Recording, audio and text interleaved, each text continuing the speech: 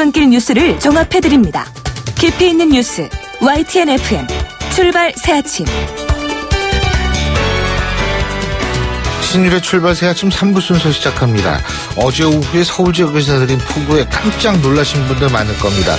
우산 쓰고 있어도 5분 정도만 걸어가면 온몸이 다 젖을 정도로 폭우가 쏟아진 지역들이 많았죠. 이런 날씨 아마도 오늘도 계속될 것 같죠.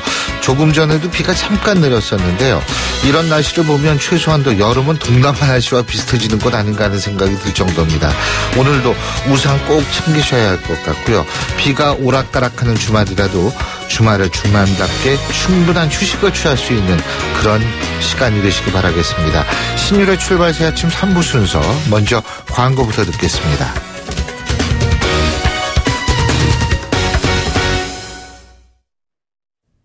YTN 라디오 신율의 출발 새 아침. 정치권이 높다 하되 출발 새 아침 아래 메이로다. 나란 일을 논하는 선비들의 이야기 공간 출발 사랑방.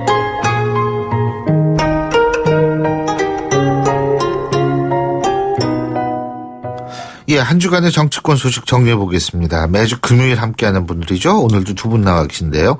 경기대학교 김원국 겸임 교수 나와 계십니다. 어서 오십시오. 네, 안녕하세요. 예, 그리고 미래전략개발연구소의 김우석 부소장이십니다. 어서 오십시오. 네, 안녕하십니까. 예. 자, 이제 속담인데 속담인데 우리 김원국 교수님은 뭘 꼽고 오셨어요? 이번 주 속담은 산 넘어 산. 정말 쉽습니다.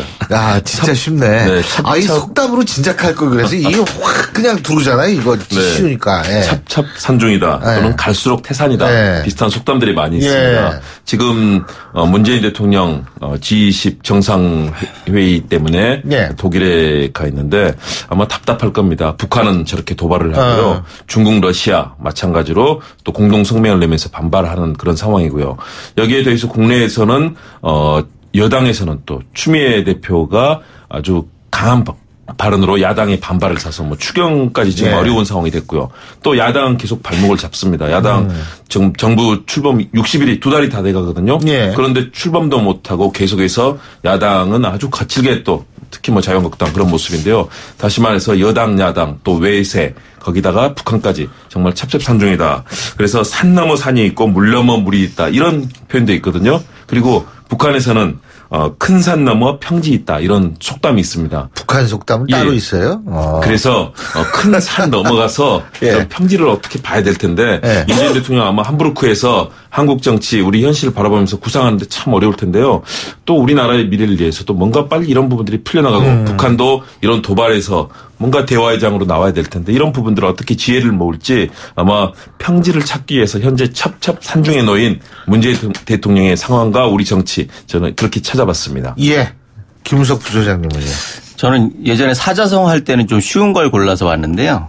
속담은 사람들이 좀 못 들어볼 법한 그런 것을 좀 찾아봤습니다. 오늘 할 속담은요. 간다 하면서 아이 셋 낳고 간다. 들어보셨어요? 처음 들어요. 그렇죠. 이런 속담. 근데 무슨 얘기인지 대충 알겠네. 알겠죠. 예. 속담의 장점이 잘 모르는 것도 대충 의미를 알 수 있다. 그런 거기 때문에. 그렇죠. 내용 자체는 그렇습니다. 예상하듯이 그만두겠다들 말하면서도 정작 그만두지 못하고 질질 끄는 경우를 비유적으로 이르는 말 이렇게 되어 있습니다. 예. 지금 북한에 끌려다니는 국제사회와 우리 정부를 두고 든 생각인데요. 사실 예전에는 전략적 인내라고 하면서 상당 부분 이렇게 기회를 주고 이랬는데 지금은 본격적으로 적인 그 확실한 도발 앞에서도 계속 그 관성이 이어져 가고 있다라는 그런 분위기에서 안타까운 마음에서 이렇게 골라봤습니다. 역시 대화를 풀어야 한다라는 대전제는 동의를 할 수 있지만 어찌됐든 상황이 변했다라고 하면 그 변화된 상황에 맞춰서 뭔가 전략적인 변화를 꾀하고 적극적으로 대응하고 이렇게 끌려다니지 않았으면 좋겠다는 생각이 들어서 그렇게 골라봤습니다. 자, 이 북한도 북한이지만 아까 우리 김 교수님 말씀하신 대로 지금 이 국내 정치도 심상치가 않아요. 더불어민주당 추미애 대표, 아까도 제가 이상돈 의원님하고 잠깐 인터뷰를 했는데 지금 이런 얘기했죠. 그러니까 추미애 대표의 발언이 이겁니다. 당 자체 진상조사의 결과는 이유미 씨 단독 범행이라고 꼬리 자르기를 했지만 그 당의 선대위원장이었던 박지원 전 대표와 후보였던 안철수 전 의원이 몰랐다고 하는 건 머리 자르기다. 단독 범행이라고 믿는 국민이 거의 없다시피 하지 않은가.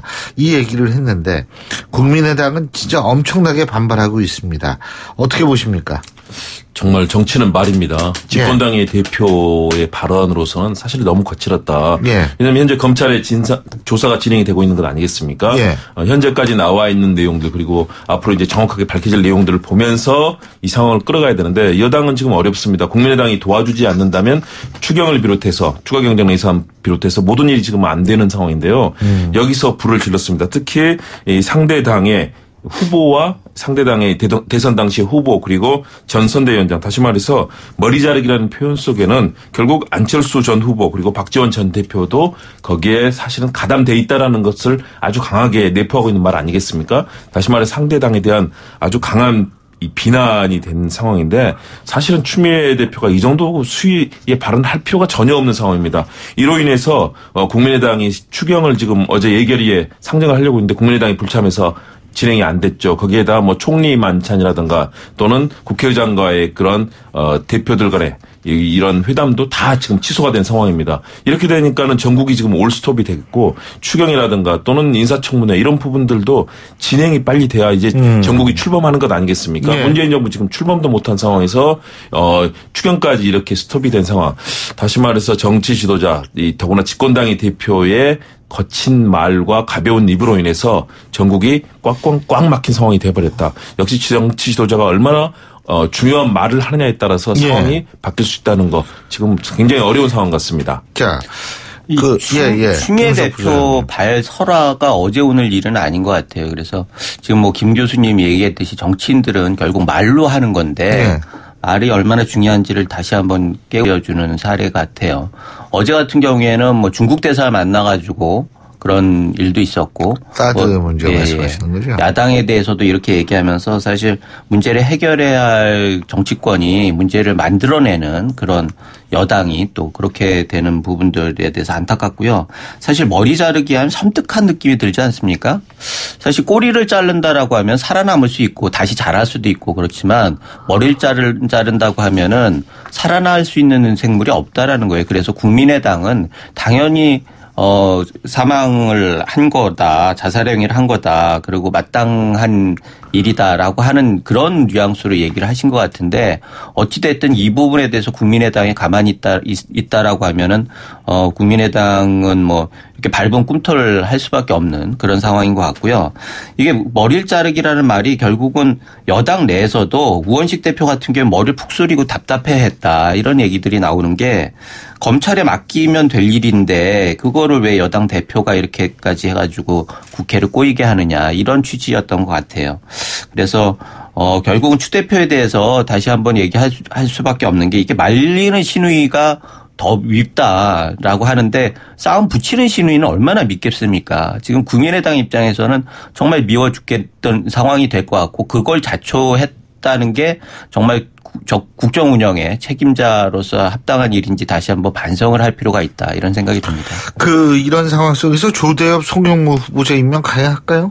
쉽지는 않다고 봅니다. 왜냐하면 국민의당까지 돌아서서 추경과 인사 전국에서 반대 목소리를 지금 내고 있는 상황 아니겠습니까? 거기에 더해서 사실은 일정하게 도움을 주면서 그래서 어제도 정연백 장관 같은 경우는 국민의당 협조 덕분에 통과가 됐지 않습니까? 이런 상황에서 사실상 과반수를 넘어가야 되는 그런 고비마다 국민의당 역할이 굉장히 중요한데요. 그렇다면 국민의당까지 이제 반대를 하고 더구나 국민의당 요구는 추미애 당대표에 대해서 사퇴뿐만 아니라 정계은퇴 굉장히 강한 톤으로 여기는 물론 전략적 반발도 있다고 봅니다. 사실은 이 발언 하나로 뭐 집권당 대표가 정계은퇴한다 이런 수준까지 갈 수는 없는 것 아니겠습니까? 다시 말해서 이 상황 더군다나 지금 조작 사건으로 인해서 국민의당이 굉장히 어려운 상황이기 때문에 이 상황에서 뭔가 정치적인 좀 한숨을 돌릴 수 있는 계기를 만들려고 하는 건데요.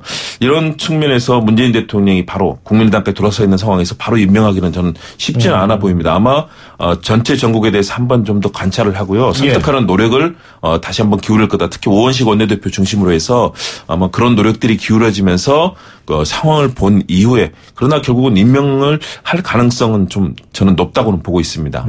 예. 지금 여야 문제가 이게 이렇게 강행을 하게 되면은 국회와 청와대의 대립 관계로 갈 수밖에 없다라는 거죠. 그래서 전선이 확대되고 이렇게 되면은 협치는 물 건너가는 상황이 되는 거고요. 문재인 정부 입장에서는 외환에 이어서 내우라고 한 두 가지의 늪과 산을 만나게 되는, 자초하게 되는 그런 결과가 될 수 있기 때문에 사실 강행을 할 거라고 많은 분들이 예상은 하지만, 제발 좀 신중하게 좀 하셨으면 좋겠다는 생각이 듭니다. 자, 지금 송영모 후보자, 국방장관 후보자셔. 근데 지금 상황도 이게 심상치가 않아요. 북한 ICBM급 미사일을 쐈고, 이낙연 국무총리도 ICBM 개발에 성공했다고 발표한 이상 그 이전과 발표 이유는 분명히 중대한 상황 변화라고 생각한다. 이런 얘기까지 했는데 진짜 중차대한 상황 변화입니다. 일단 이 부분, 이 상황 어떻게 보고 계십니까? 김홍 교수님. 네, 북한이 이렇게 나오리라는 건 사실은 예상은 한 부분이 있었습니다. 왜냐하면 한미 간의 그런 합의를 하고 북한에 대한 제재 압박을 강화하면서 어떤 또 대화의 틀들을 우리 한국이 주도권을 갖게 된다. 트럼프 대통령과 만나서 이제 문재인 대통령이 그런 합의를 하지 않았습니까? 다시 말해서 북한은 그동안 미국과의 합의를 통해서 북미 합의를 통해서 모든 상황을 풀겠다는 그런 입장이었는데 그 부분에 대해서 한국이 주도권을 쥐는 그런 상황이 됐거든요. 이 부분에 대해서 북한은 반발하면서 여러 가지 강경한 다시 말해서 미국에 대해서 북한의 목소리를 내고 우리 쪽에 대해서도 떠보기라든가 또는 우리 새로운 정권을 길들이자는 차원에서 다양한 강공을 하고 이런 강력한 그런 협상의 협박에 가까운 수를 내놓을 것이 거의 확실했었거든요. 그렇다면 이 북한을 어떻게 바꿀 것인가 이 부분에 대해서 고심을 하는 차였는데 우리 정부가 그래서 여기서 굉장히 지혜롭게 나서야 된다. 저는 현재 흐름 속에서는 우리 정부가 대처는 잘하고 있다고 보는데요. 그럼에도 불구하고 북한의 앞으로 일정한 또 다른 6차 핵실험까지는 바로 나타나진 않겠지만 북한의 이런 도발은 이어지리라고 봅니다. 그렇다면 우리가 북한에 대해서 강한 제재와 압박을 하면서도 결국은 또 장기적인 눈으로서는 북한을 바꾸는 어떤 장을 만들 수밖에 없는 것이 우리의 입장인데요. 그런 측면에서 굉장히 중요한 기로에 놓여 있다. 그래서 문재인 대통령이 G20 정상회의에서 국제사회의 동의를 얻어내고 또 여러 가지 북한과의 제안을 통해서 이 흐름을 바꾸려고 하는 이런 노력들이 굉장히 중요하다는 측면에서 국내 정치가 이를 도와줘야 되는데 국내 현실이 좀 어렵게 돼서 이 부분이 상당히 안타깝습니다. 예. 자, 김은석 부소장님. 이 주도권이라고 하는 게요. 지금 상황에서는 매우 한시적일 수밖에 없어요. 그래서 한미 정상회담에서도 대화를 통한 주도권을 준다라고 하는 게 무작정 계속한다라기보다는 일정 정도 성과가 있어야 한다라는 거죠. 그래서 북한이 추가 도발을 안 하고 대화가 이루어지고 이런 걸 보여줘야 할 때 그다음에 주도권을 계속 줄 수 있는데 사실 공동 성명이 나오게 한미 정상 공동성명이 나오자마자 그 다음 날인가요? 하여튼 2, 3일 내에 북한에서 보란 듯이 미국 건국기념일, 독립기념일이죠. 그리고 이렇게 여러 가지 의미를 담아가지고 ICBM급 미사일을 쐈다라는 것들은 북한에 대한의 변화가 없다라는 걸 명확하게 보여주는 거예요. 사실 그전에도 장홍 의원 같은 경우에도 이런 남북 대화를 얘기했을 때 좀 어리석고 순진하다 또 절망적이다 이런 표현들을 쓰면서 사실 그렇게 대화 무드로 가기에는 힘든 거 아니냐 이런 생각도 있었는데 미사일 실험을 하면서 그걸 행동으로 보여줬다는 거죠. 그래서 북한은 어떤 경우에도 변하지 않는다라고 하는 걸 명시적으로 얘기를 하고 있는 거예요. 이런 상황에서 미국은 지금도 북한의 대화의 주도권을 준다라고 한 이후에 북한에서 도발을 하는 걸 보고 군사적 옵션도 준비를 하고 있다라고 얘기를 하고 있어요. 이렇게 변화된 상황에서 며칠 사이에 엄청나게 변한 거 아니겠습니까? 그런데 대통령이 독일에서 한 얘기는 사실 그 변화를 따라가기는 좀 어려운 상황으로 이렇게 가고 있어요. 사실 수정도 하고 여러 가지 했는데 그리고 현실적인 한계도 있죠. 만약에 대화의 주도권을 놔버리면은 군사적인 행동을 할 때 우리가 주도권을 가질 수 있느냐라고 하는 부분들에 대해서 어떻게 보면 절체절명의 선택이었다고 해도 과언이 아닌 상황에서 어떤 선택을 할 것이냐 그런 부분들에 대해서 이해를 가는 부분이 있어요. 그러나 그럼에도 불구하고 플러스 알파 다른 대안 정도는 준비하면서 발표하는 게 지금 상황에서 국민들한테 안도감을 줄 수 있는 거 아니냐. 예를 들자면 우리가 그 자위적인 핵무장을 검토해 볼 수 있다. 이런 얘기를 할 수도 있는 거 아니겠습니까? 그러면은 국제사회에도 한국이 있구나. 한국이 주도권을 가질 수 있는 이유가 있구나. 그리고 한국이 끌려다니고 있는 것만 아니구나. 네. 이런 생각을 갖게 하는 거죠. 그래서 사실 대화라고 하는 것들은 대화와 압박이라고 하는 게 양면으로 국제사회에서는 병진을 하지만 우리 입장에서 자위적인 핵무기 를 검토하겠다는 정도로 최소한의 무기는 가지고 있어야 한다. 이런 생각이 들어가지고, 이번 대통령의 독일 발언 같은 경우에는 이해는 하지만 좀 아쉬운 면이 있다라고 하는 생각이 듭니다. 지금 이제 독일 발언 말씀하셨는데 이제 신베를린 선언이다 뭐 이런 얘기에서 이 북한의 체제 안전을 보장하는 한반도 비핵화를 포함한 5개 한반도 죄송합니다. 평화정책 구상, 이산가족 상봉, 남북대화 재개 이런 얘기를 했는데 어떻게 평가하세요? 저는 교수님. 굉장히 잘했다라고 판단합니다. 왜냐하면 북한에 대한 국제사회의 이런 제재와 압박의 이런 공조 틀들을 끌어내면서 동시에 북한에게 나올 수 있는 다시 말해서 결국은 북한은 지금 이런 여러 가지 강한 협상과 도발을 하지만요. 결국은 또 대화의 장으로 나올 수밖에 없는 그런 북한의 상황이 있습니다. 이런 상황에서 북한에 대해서 체제 안전 그리고 한반도의 평화에 대해서 강조를 하고요. 이산가족 상봉이라든가 이런 것은 꼭 해야 되는 그런 인도적인 조치 아니겠습니까? 이런 부분과 향후에 특히 이제 북한에 대해서는 이런 대화에 나올 수 있는 북한의 이 북한에게 구미에 당길 수 있게 북한이 스스로 이건 우리가 이익이 되겠구나라는 그런 장을 만들어줘야 북한이 그런 장에 나올 수 있거든요. 그런 측면에서 한반도 신경제 구상이라든가 다양한 안들을 넣었고요. 저는 제재와 압박에 대한 그런 수위를 높이면서도 더불어서 북한이 바뀔 수 있는 가능성을 만들어줘야 된다.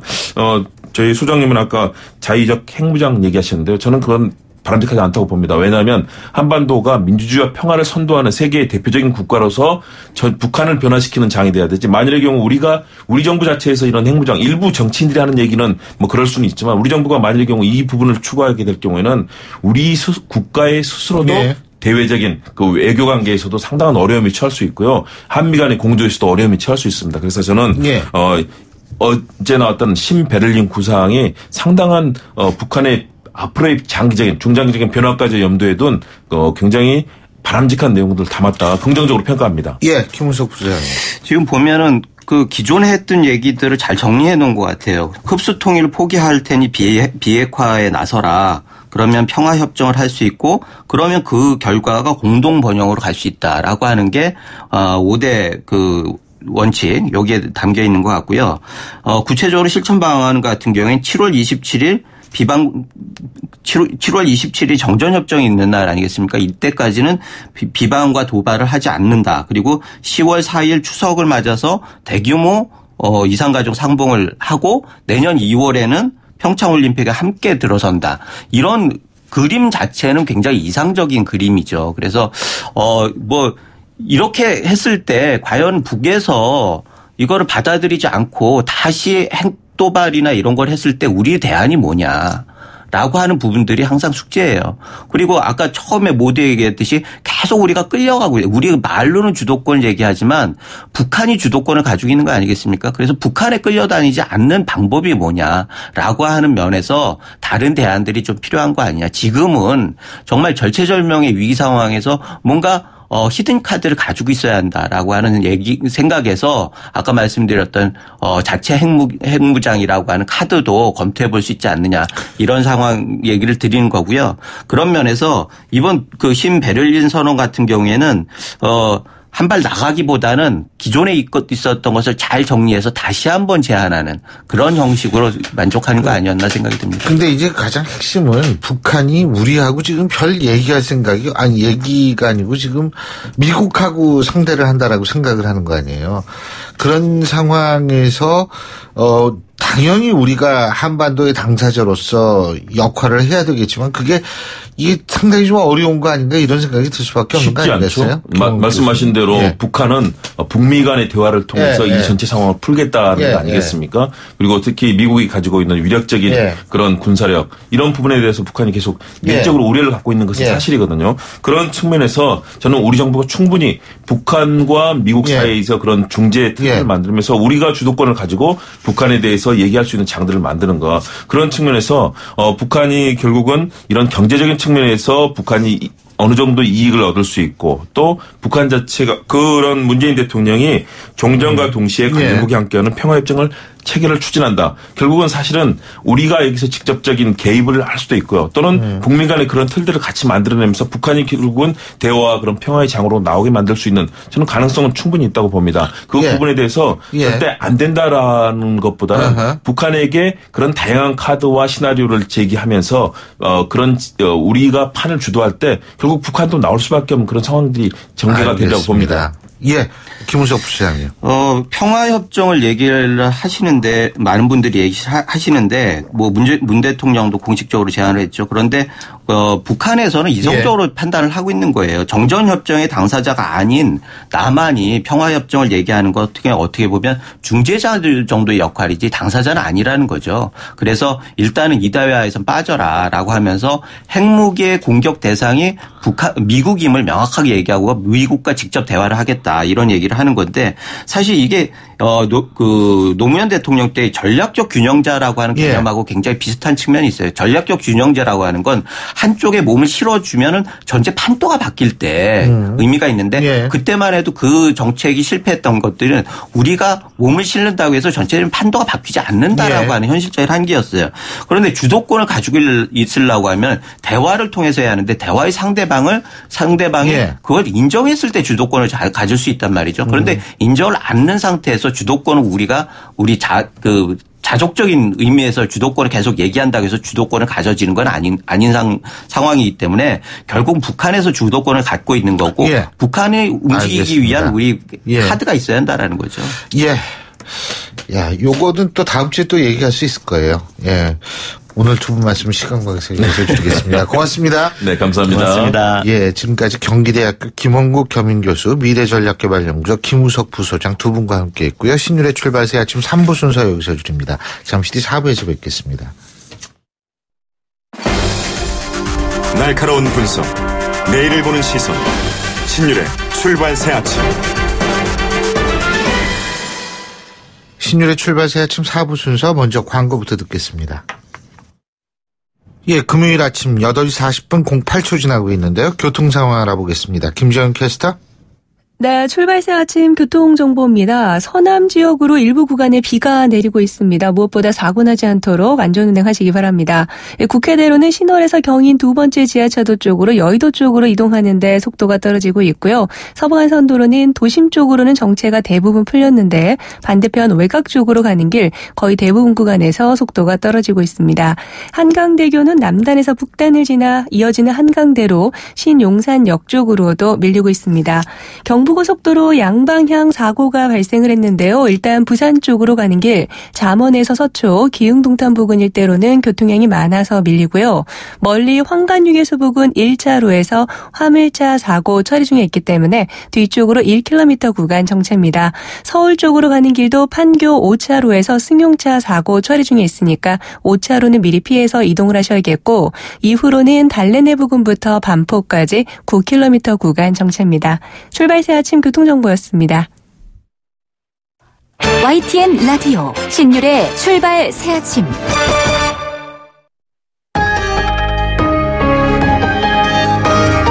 위기의 한국 경제. 하지만 해법은 있습니다. 우리 경제에 또 다른 도약을 준비하는 코너. 출발 새 아침 경제 빅 이슈.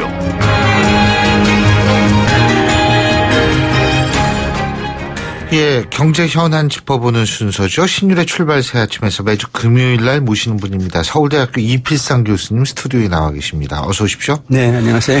예, 상반기에 경제가 회복세를 보였다. 뭐 이런 얘기가 있는 모양인데요. 네. 하반기에도 회복세를 계속하면 올해 성장률 3% 달성도 가능하다는 전망이 있는데 어떻게 보십니까?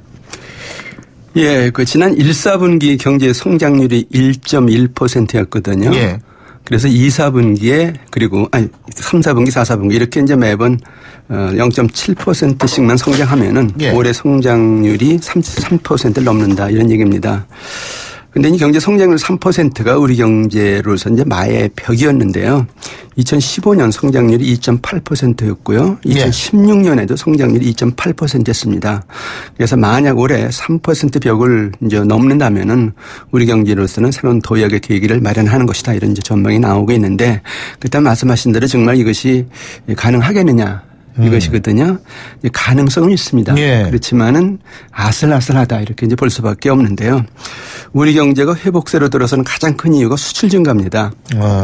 2015년 1월부터 작년 10월까지 거의 2년간 우리나라 수출이 연속 감소세였습니다. 그래서 경제 성장률이 2%대로 이제 추락을 한 것인데요. 그런데 그 수출이 작년 11월부터 최근까지 8개월 연속 증가세로 돌아섰습니다. 그래서 이제는 우리가 경제가 다시 성장해서 3% 돌파한다 이런 이제 희망이 나오고 있는 것이죠.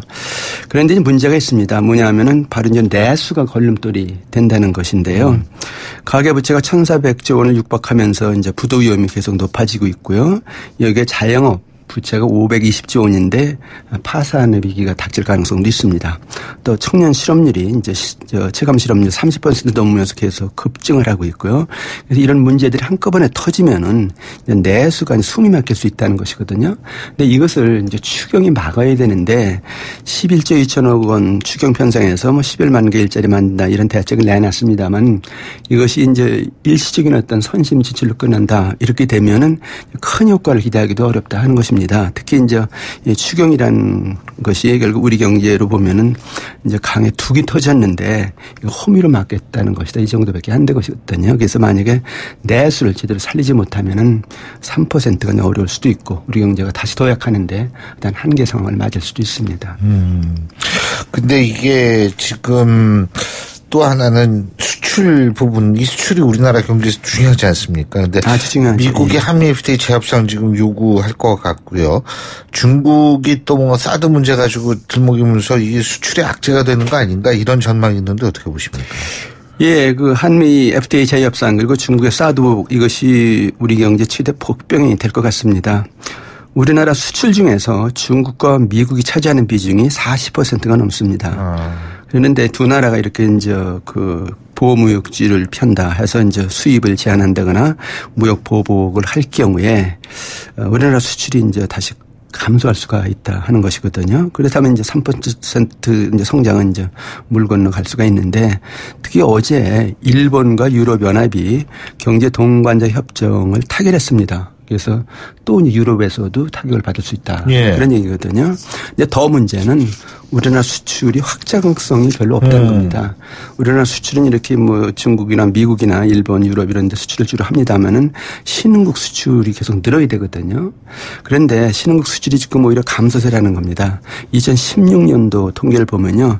중남미 수출이 17% 감소했고요. 중동 수출도 14% 감소했습니다. 그리고 아세안 수출도 0.4% 감소했습니다. 이렇게 보면은 우리나라 수출이 돌파구가 없다 이렇게 볼 수가 있거든요. 그래서 무슨 일이 있어도 지금 경제 위기를 잘해서 미국, 중국 이런 데 수출 계속 늘리고 더 나아가서 신흥국 시장 더 적극적으로 개척해야죠. 그래서 수출 시장 살려야지 이러지 않으면 우리 경제는 정말 앞이 막힌다 이렇게 볼 수밖에 없을 것 같습니다. 근데 이 한미 FTA 재협상 지금 청와대 측에서는 장하성 정책시장 같은 경우에 한미 FTA 재협상이거나 협의는 없었다 이렇게 얘기를 하지만 백악관 측에서는 지금 특별 공동위원회 얘기까지 나오지 않습니까? 네. 그렇죠. 그러니까 재협상이 하긴 하는 거 아닌가 이런 얘기들이 많이 나오는데 이거 어떻게 해야 돼요, 우리나라는? 예, 이번에 정상회담 후에 한국과 미국이 입장이 전혀 다르게 나타났는데요. 뭐 말씀하신 대로 한국은 한미 재협상 합의한 바 없다. 그래서 미국은 한미 재협상 진행 중이다. 뭐 이렇게 이제 내놨는데 제가 보기에는 이제 미국으로서는 재협상을 하겠다는 것이 입장이고요. 한국은 그런 재협상이 아니라 갱신이다. 뭐 이런 입장을 취하는 것 같은데 저는 형식이 중요한 것 같지는 않습니다. 결국은 내용이 중요한데 미국이 지금 경제에 관한 이제 미국 우선주의를 굉장히 강력하게 밀어붙이고 있기 때문에 앞으로 아마 그 압박이 상당히 아마 강할 겁니다. 예, 지금 뭐 그 미국으로서는 철강이라든가 자동차 이런데 무역 적자가 심하다. 그러니까 이거 개선하겠다 이렇게 나오고 있고요. 또 이제 농업이나 서비스, 지적재산권 이런 데는 미국 우리나라에 수출을 많이 해서 미국이 흑자를 보고 있거든요. 근데도 불구하고 아마 그 더 시장 개방해서 흑자 더 많이 만들겠다 이렇게 아마 강력히 나올 겁니다. 그래서 우리로서는 지금은 상당히 딜레마에 빠졌다 이렇게 볼 수밖에 없는데 우리로서도 할 말이 굉장히 많습니다. 뭐냐 하면은 우선 그 트럼프 대통령 당선 이후에 우리가 이제 대미 수출을 굉장히 억제를 했습니다. 그래서 이제 지난 1월에서 5월까지 대미 수출을 억제해서요. 그 지난달 같은 경우에는 그 미국의 한국 수출이 이제 45억 달러 최대로 늘고 우리는 오히려 미국 수출이 줄어가지고 지난 5월에 그 무역 흑자가 22억 달러에서 13억 달러로 40%는 감소를 했습니다. 그래서 우리가 이렇게 노력하고 있다. 뭐 그런 걸 이제 지금 보여줄 필요가 있고요. 그다음에 중요한 것은 한미 FTA가 이거 이제 그 발효된 지 5년이 됐는데 대미 투자가 굉장히 많이 늘었습니다. 2011년에 이제 미국의 대미 투자가 198억 달러였었는데 이게 2016년에 401억 달러 2배가 넘었거든요. 그리고 이렇게 대미 투자를 많이 하면서 미국의 우리 기업들이 만든 일자리가 추가적으로 만든 일자리가 2만 5천 개나 됩니다. 이걸 어떻게 간과하느냐 하는 얘기죠. 그리고 또 중요한 것은 이번에 이제 정상회담 하기 위해서 미국 가면서 많은 기업인들이 갔는데 우리나라 기업들 삼성전자, 현대자동차 등이 미국에서 앞으로 5년간 투자도 하겠다, 구매도 하겠다 이렇게 약속한 것이 40조 원입니다. 예. 그래서 우리가 이렇게 여러 가지로 이제 호의를 베풀고 있는데 뭐 너희 당정 재협상하자, 그다음 더 많이 그 우리가 수출하겠다 이렇게 미국이 나오는 거에 대해서 우리도 좀 강력하게 대응할 필요가 있다는 것이죠. 그래서 그쪽에 세게 나오면 우리도 세게 나가는 수밖에 없죠. 그래서 아마 이 대미 무역 협상 정말 잘해야지 까딱 잘못하면 정말 발목이 잡힐 거다 이런 생각이 듭니다. 근데 그 미국도 미국이지만 중국 같은 경우에도 말이에요. 올 상반기에 중국 수출 비중이 24.1%였었는데 이게 작년 대비 1%포인트 떨어진 거라고 그러더라고요. 네, 네. 그러면은 이게 중국이 이번에도 그 어젠가요? 한중 정상회담 했을 때 사실 그 문재인 대통령하고 시진핑 국가주석이 전부 딴 얘기했는데 이렇게 되면은 이게 더 타격이 커지는 거 아닌가라는 걱정되는 거 아닙니까? 저는 사드 보복이 이미 상당한 이제 타격을 주고 있다 이렇게 생각이 드는데요. 예. 우선 중국 방문객이 30%나 감소했습니다. 그래서 이것이 우리나라 내수에 더 큰 타격을 주고 있다는 것이고요. 특히 이제 현대나 기아 자동차 그 수출이 굉장히 줄고 있는데요. 그 47%나 급감을 했거든요. 그다음에 또 문제는 그 중국 자본의 한국 투자가 32%나 감소했습니다. 그리고 이제 이 CJ라든가 이마트라든가 롯데 이런 또 우리나라 유통업체들이 지금 중국에서 매장을 계속 철수를 하고 있거든요. 예. 그래서 지금 이미 타격이 큰 상태인데 문제는 이제 앞으로라는 것이죠. 이번에 미국 가서 한미 정상하면서 그 사드 배치 기정사실을 하지 않습니까? 이것에 대해서 중국이 굉장히 반발을 하고 있거든요. 그래서 이번에 이제 결국 한중 정상 그 회담에서도 이거에 대한 의견 일치를 못 보고 서로 자기 입장만 이제 밝히는 그런 상황인데 문제는 중국이 앞으로 그래 사드 계속 배치하면 우리도 보복 본격화하겠다. 근데 특히 우리로서 걱정이 뭐냐면은 우리나라가 중국에 수출하는 것 중에서 가장 많은 것이 중간재입니다. 전체 수출 중에서 중간재가 70%가 넘습니다. 근데 중국이 그래 우리 이제는 중간재도 수입 금지시키겠다. 어떤 수입 제한하겠다. 이렇게 나올 경우에 우리로서는 정말 중국 수출이 우리 경제에 어떻게 보면 이제 밥줄이다 이렇게 볼 수도 있는데 그게 심각한 타격을 받는데 중국으로서는 조금 자기네들이 손해를 봐도 이걸 할 가능성이 크다는 겁니다. 만약에 중간재 한국에 수입하는 건 맞고 자국 중국 기업들 그래 중간재 빨리 기술 개발해서 만들어라 이렇게 된다면은 중국의 그 한국 경제 의존도를 완전히 줄일 수 있다는 것이거든요.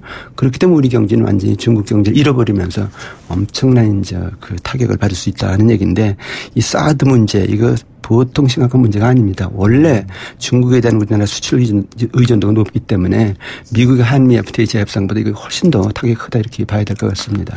유가 흐름도 요새 계속 떨어지는 모양이더라고요. 가격이. 그러면 우리 경제에는 어떻게 되는 겁니까 이게? 예, 연초 뭐 배럴당 55달러 하던 것이 최근에 40달러 수준으로 떨어졌는데요. 예. 뭐 이유는 두 가지입니다. 그 석유 수출기구 오페크에서 감산 합의를 했는데 이게 상당히 비협했습니다. 그리고 더 중요한 이유는 미국이 기술을 개발해서 셰일 오일 그 생산 단가를 굉장히 낮췄습니다.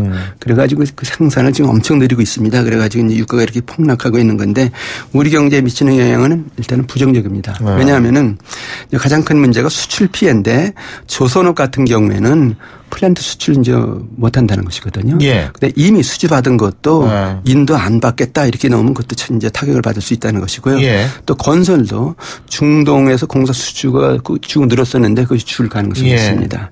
또 이제 석유화학이나 정유업계는 수출 단가가 떨어지고요. 수출이 이제 상당히 타격을 받을 수 있는데 뭐 다만 유가가 떨어지면 우리나라 물가는 수입 물가가 이제 떨어지기 때문에 물가는 안정될 수 있는데 그거는 이제 뭐 그 수출 피해 보는 거에 비해서 그렇게 크지가 않다 이렇게 볼 수밖에 없다는 것이죠. 종합적으로 그럼 경제 이거 어떻게 해야 돼요? 하반기에는? 예, 우리가 하반기에 풀어야 될 절박한 숙제가 있습니다. 예. 대외적으로 보면 한미 FTA 자유협상, 그다음에 중국 사드 해결 무슨 일이 있어도 정부가 이거 적극적으로 해결해야 되고요. 예. 또 대내적으로 가계부채, 자영업 붕괴, 청년 실업 문제 해결해야죠. 그리고 중요한 것은 정부가 돈 풀어서 경제 살리겠다는 재정 정책보다는 시장 논리에 따른 산업 정책, 그러니까 기업 살리겠다, 성장률 높이겠다, 연구개발 투자하겠다 이런 정책에 좀 힘을 써야 될 것 같습니다. 알겠습니다. 예, 오늘 말씀 여기까지 듣겠습니다. 고맙습니다. 네, 감사합니다. 예, 지금까지 서울대학교 이필상 교수님과 함께했고요. 신율의 출발새 아침 금요일 순서는 여기서 모두 줄이겠습니다. 다시 날씨가 어두워지고 있는 것 같죠. 자, 여러분들 모쪼록 비 피해 없도록 만전을 다 기하시기 바라겠고요.